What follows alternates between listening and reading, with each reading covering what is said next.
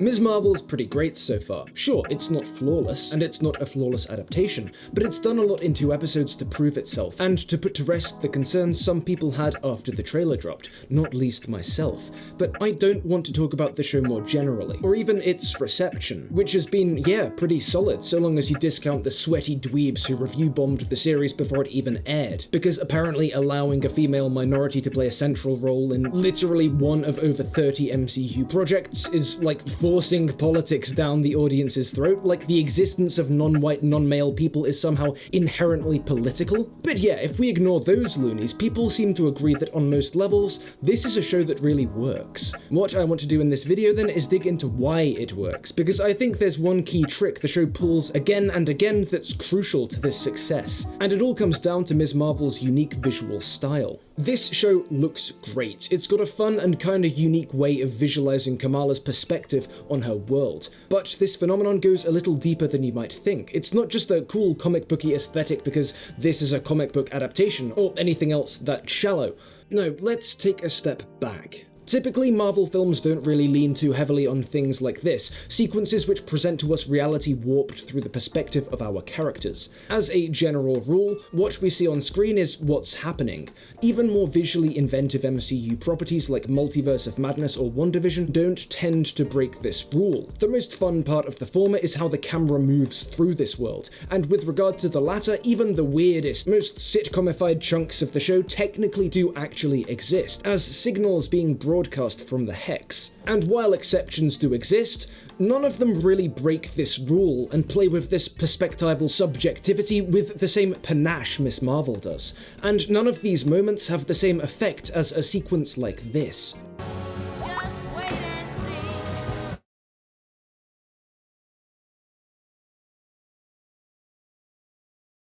But enough beating around the bush. What effect am I talking about? Why do moments like this matter? Well, remember, the focus and scope of this show are pretty different from the standard MCU fare. The closest comparison would be, say, Spider-Man Homecoming, but if Peter had never gone to Germany and if the climax was a little less grandiose. This is, at its heart, a teen drama. The arena is a relatively small cross-section of Jersey City, and the stakes are personal. The reason this isn't less engaging than anything that had come before, though, is that when you're a teenager, these personal stakes feel just as big and important as, say, flying cities or interstellar battles. When you're in school, when you're going through all of this for the first time, it's all-encompassing. That's true, as I'm sure all but the youngest of my viewers can attest. But while it's true that even seemingly small things are made monumental in the teenage mind, recognizing that truth is one thing, and representing it on screen is another. If you go watch any one of like 20 different Disney Channel shows when you get older than say 16,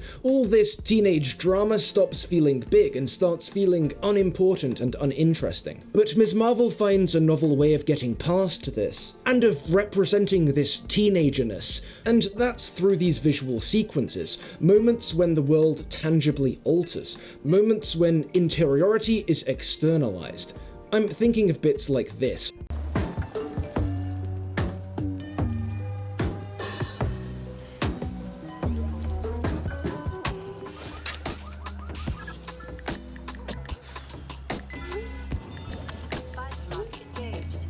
Or of Kamala's Be My Baby sing-along in episode 2, when her little family home is lit up by strobing pillars of neon lights, making real for us the bursts of emotion she's feeling within. How do you represent that teenage mindset, where our individual worries and problems and feelings seem like they're the whole world, by embracing this subjectivity and actually warping the diegesis of the show until these problems and feelings literally become the world around us? We don't see the reality of the story like we so often do in MCU properties. We see these events as Kamala does. The things she thinks are important become massive to us. The stuff she finds cool jumps out from the screen. And while this basic principle isn't the most unique idea in the world, what is pretty fresh is the way Ms. Marvel expresses this drifting of perspective, through interpolating that most iconic of all modern visual forms, the comic book. It doesn't stop there though. The show brings this principle forward one last time, filtering this world again through the visual language of social media. So what we get here then is a show whose central trick allows the teenage perspective to innately become our perspective. A central trick which expresses this teenage perspective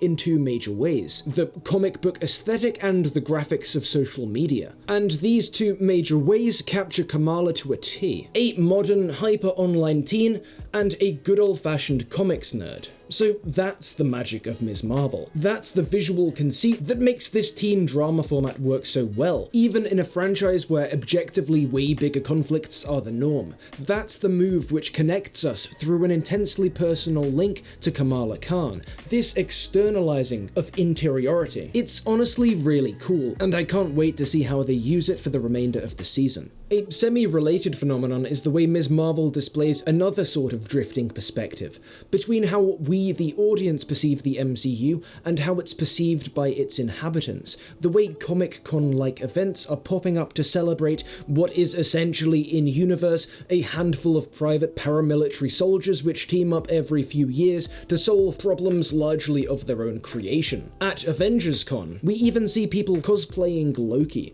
And remember, all these people know about Loki is that he dropped by, killed a bunch of people, and got captured like a decade ago. There's a growing convergence in Ms. Marvel between in-universe fan culture and ours then. And I'm not sure how intentional the weirdness around this is, but it's interesting to think about nonetheless. And look, I'm sure there's criticisms to be made of Ms. Marvel. A lot of people were upset by the changes made to her power set, and the knock-on effects these changes would have on the central themes those first comics explored so powerfully. It seems like the show is at least cognizant of this issue though, and is making some attempt to preserve these ideas, but if it isn't working for you, then that's a totally valid critique to have. And while there's been a lot of positivity around the representation in the show, some aren't happy with it. And again, yeah, I'm sure that's a valid response. But I do think it's worth acknowledging what the show gets right, and for me, this includes the reality warping, perspective shifting visual trickery that the show pulls off so well. I'd love to know if you guys feel the same way, so let me know below whether this show's passed your vibe check. But that's about it from me today. Oh, actually, hey, go follow me on Twitter. It's been like months since I last plugged that, so, you know, imagine I did a smoother segue into that little bit of self-promotion, and go check out my library of banger tweets. But yeah, thanks for watching, and a big thank you to all my patrons on screen now, especially Kevin Douglas, Ian Fifield, and Thrawn7. I hope everyone watching this has a wonderful day, and as we always say on this channel, go pillar of garbage. That's it. We're done. Roll the music. Roll it.